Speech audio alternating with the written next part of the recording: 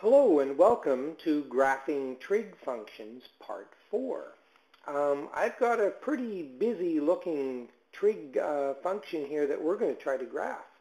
And I'm going to show you a couple of tricks that make it a little easier, I think. First of all, let's recognize a few things like this 3 is actually just the amplitude. Okay? I'm not going to rearrange all this into implicit form, because some things are almost easier if you just recognize them straight off the explicit equation.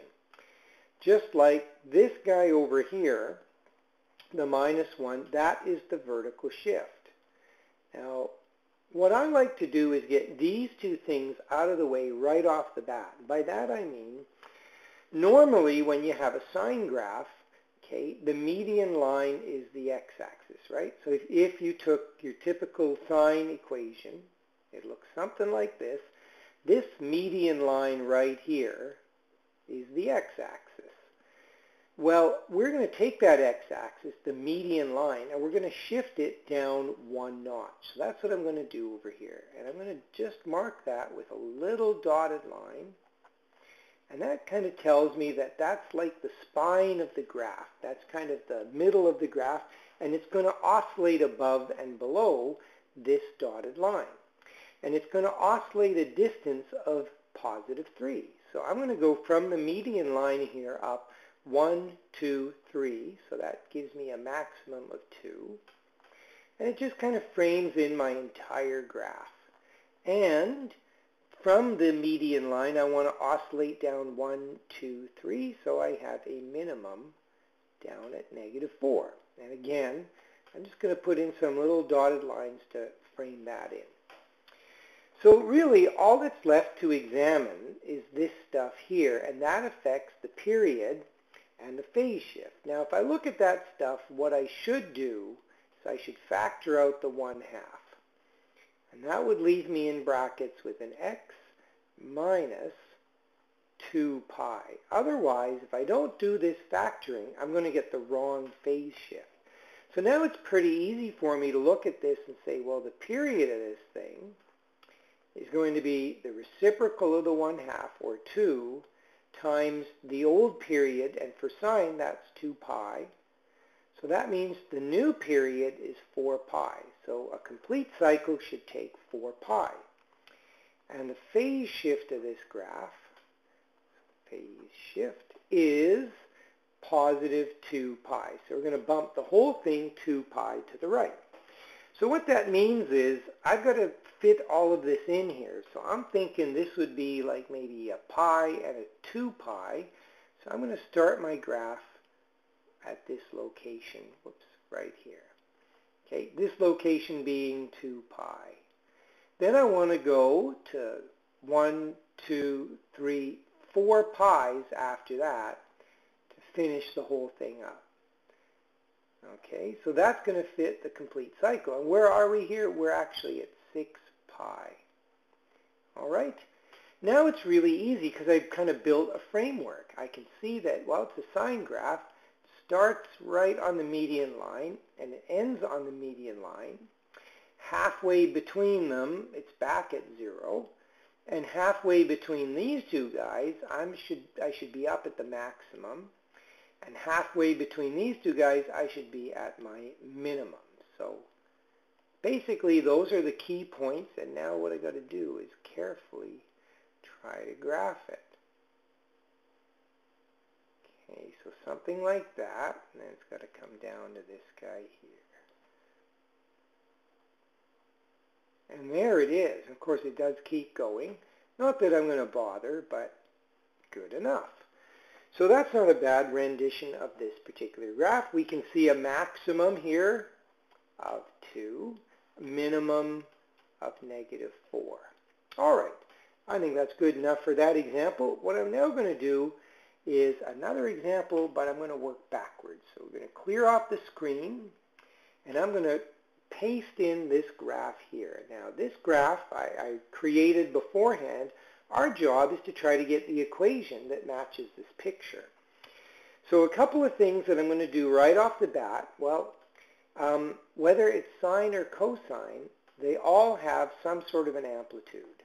Okay, now whether it's sine or whether it's cosine doesn't really matter. It's going to be the same amplitude. Then we're going to have some number here, whatever it is, that's going to affect the period. Then we're going to cram in another number if there's a phase shift. And finally, at the end, we have to put in some sort of vertical shift, if there is one. So I would start with the amplitude and the vertical shift. Those are usually pretty easy to figure out. So I'm going to look at this and go, well, where's the median line of the graph, the middle of the graph? It looks like it's here at 2. Okay, so I think that's our vertical shift.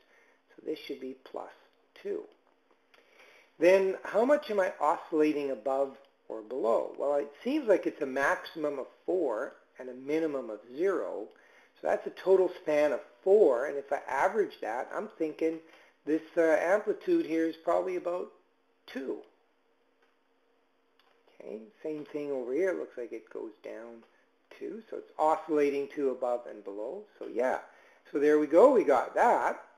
Now let's say I go with sine. Doesn't really matter. I'm going to show you what it would look like with cosine in a moment. But let's start with sine. Okay, so I got to figure out what b is to give this the correct period. Now this involves a little bit of equation solving. So I got to look at my graph and first determine what the period is. Well, if I start at this lowest point, it seems to end over here. And where exactly is here? Well, this looks like it's 1/3, 2/3, 3/3 pi. It looks like 4/3 pi. Okay, now how do I get the period from this number b?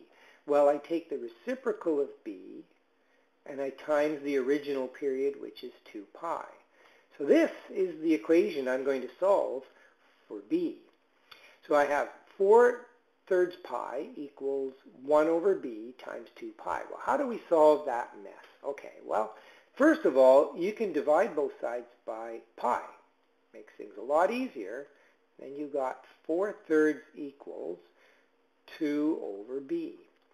If I cross multiply and divide, turns out b is 6 divided by 4, or in lowest terms, it would be 3/2.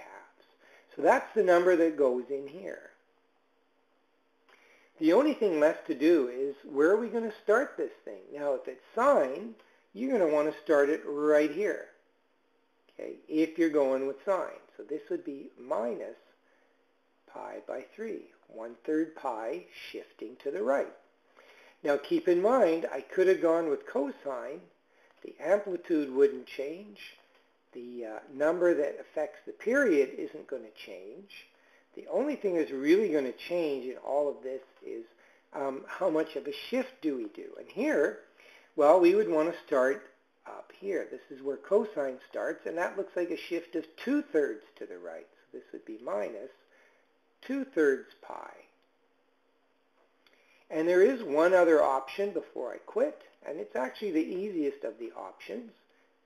If you go with cosine, everything, you leave it basically as is, except you notice I didn't put in any phase shift. And why is that? Why don't we start right here and make this negative? Because then it would just flip the cosine graph right down to here, and you wouldn't have to phase shift at all. So there are actually 3 very good answers for the equation given this graph. And that's where I'm going to stop for now.